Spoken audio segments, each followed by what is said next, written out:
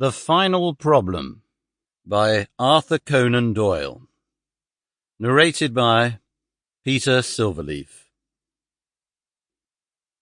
It is with a heavy heart that I take up my pen to write these the last words in which I shall ever record the singular gifts by which my friend Mr. Sherlock Holmes was distinguished.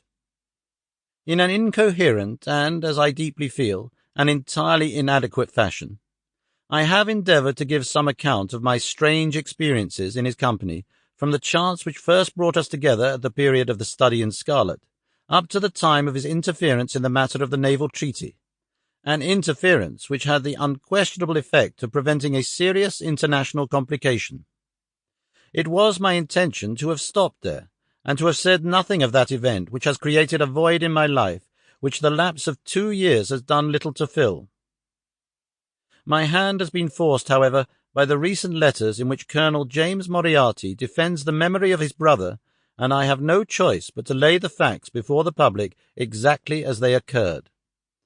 I alone know the absolute truth of the matter, and I am satisfied that the time has come when no good purpose is to be served by its suppression. As far as I know, there have only been 3 accounts in the public press. That in the Journal de Genève on May 6, 1891, the Reuters dispatch in the English papers on May 7th, and finally the recent letter to which I have alluded. Of these, the first and second were extremely condensed, while the last is, as I shall now show, an absolute perversion of the facts. It lies with me to tell for the first time what really took place between Professor Moriarty and Mr. Sherlock Holmes. It may be remembered that after my marriage and my subsequent start in private practice, the very intimate relations which had existed between Holmes and myself became to some extent modified. He still came to me from time to time when he desired a companion in his investigation, but these occasions grew more and more seldom, until I find that in the year 1890 there were only 3 cases of which I retain any record. During the winter of that year and the early spring of 1891, I saw in the papers that he had been engaged by the French government upon a matter of supreme importance, and I received 2 notes from Holmes dated from Narbonne and from Nimes, from which I gathered that his stay in France was likely to be a long one.